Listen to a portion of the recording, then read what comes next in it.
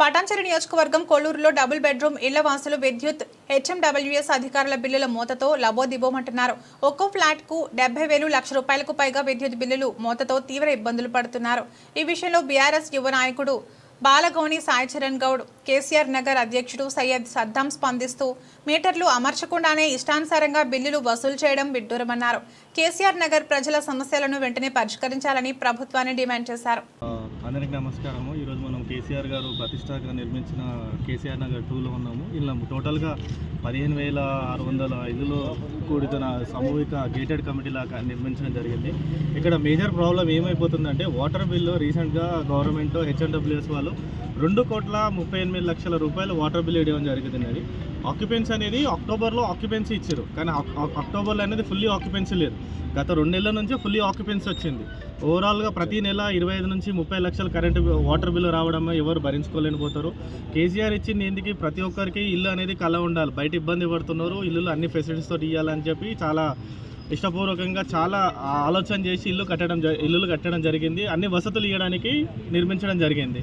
కానీ వాటర్ బిల్లే 2,38,00,000 రూపాయలు 6 నెలల్లో 2,38,00,000 వాటర్ బిల్ అంటే ఇప్పుడు వీళ్ళు ఏం పనులు చేసుకోవాలి, వాటర్ బిల్లులు ఏం కట్టాలి, డిపార్ట్మెంట్ వాళ్ళు కూడా ఆలోచన చేయాలి.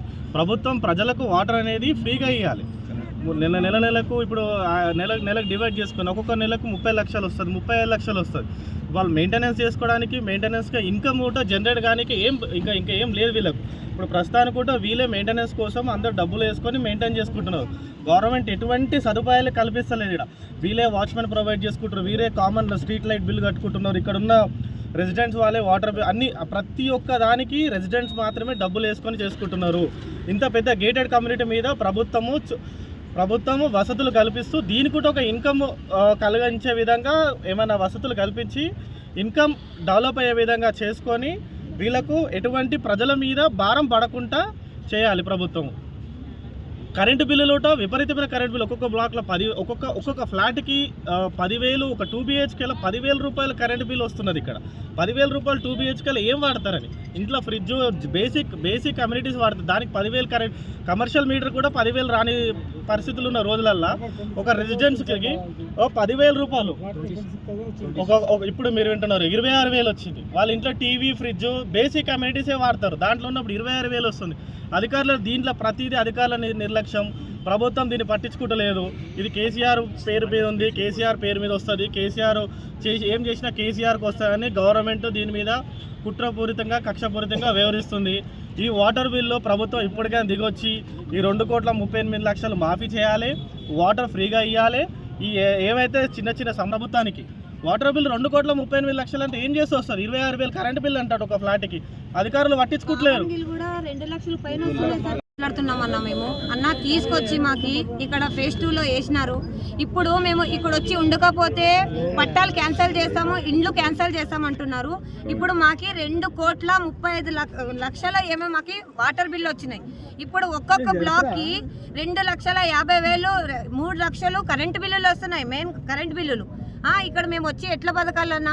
ఇప్పుడు నీళ్లు చూస్తే నీళ్ళకి కరెంట్ కట్టుకొస్తే నీళ్ళు ఇడేయమంటున్నారు. ఇప్పుడు నీళ్లు లేవు. పబ్లిక్కి ఎంక్వైరీలు అనేసి పబ్లిక్కి పిలిచినారు. ఇక్కడ మాకు వసతులు ఏం లేవు. బస్సులు అంటారన్నా, బస్సులోళ్ళు ఎట్లా అంటే అట్లా తిడుతున్నారు. ఇప్పుడు ట్యాక్సులు కట్టించుకున్నారు, 2 సంవత్సరాలది కడితేనే తీసుకుంటున్నారు వాళ్ళు. 3,700 రూపాయలు తీసుకుంటున్నారు వాళ్ళు. కరెంటు బిల్లులు ఒక్కొక్కరికి ఫ్లాట్లకి 15,000, 22,000 వస్తున్నాయి. మాకు అది కక్షపూర్వంగా చేస్తున్నారో దేని గురించి చేస్తున్నారో మాకు రేవంత్ అన్న వచ్చినప్పటి నుంచి ఇప్పుడు వరకు, మాకు కేసీఆర్ ఇచ్చినప్పటి నుంచి ఇప్పుడు వరకు ఏ వసతి లేదన్న. ఇక్కడ మేము తిండి లేకుండా ఉన్నాం. ఇక్కడ తీసుకొచ్చి ఇండ్లు ఇచ్చినారు కానీ మా బతుకులు రోడ్డుకు వచ్చేసినాయి. ఇప్పుడు మాకు ఇక్కడ మెయిన్ స్ట్రీట్ లైట్లు లేవు. మాకు మెయిన్ రోడ్లో మాకు యాక్సిడెంట్లు ఎన్ని అవుతున్నాయి తెలుసన్న? ఒక్క అంబులెన్స్ అంతా రిక్వెస్ట్ చేసి ఒక్క అంబులెన్స్ వచ్చింది. ఇక్కడ 15,630 ఫ్లాట్లు ఉన్నాయి. ఇక్కడ అంతలో ఒక్క అంబులెన్స్ ఎందుకన్నా మాకు చెప్పండి. ఎవరన్నా బాగలేదంటే ఒంట్లో ఒక్కరికి తీసుకుపోయే వరకు ఒకరు చనిపోతున్నారు. ఇక్కడ ఏం వసతి లేదు. ఏమన్నా అన్నారనుకో మీ ఇల్లు క్యాన్సిల్ చేసేదానికి వస్తున్నాం అనేసి పబ్లిక్కి పరేషాన్ చేస్తున్నారు. మెయింటెనెన్స్ చూస్తే మెయింటెనెన్స్ చేసేదానికి కూడా మా దగ్గర మెయింటెనెన్స్ అంత కూడా లేదన్నా. చాలా మంది హెల్త్ ప్రాబ్లము హాస్పిటల్ అన్నారు కానీ 200 పడకలు అన్నారు. చూడండి అక్కడ వచ్చి ఇప్పటి వరకు స్కూల్ లేవు. ఆ స్కూల్లో అన్న ఒక బోర్డు లేదన్నా. మా పిల్లలు ఎట్లా బతకాలా, ఎట్లా చదవాలా చెప్పండి మీరే. ఏం లేదన్నా, అక్కడ ఒక పెన్సిల్ కూడా మేమే తీసుకొని పోయి ఇచ్చే పొజిషన్ వచ్చింది మాకు.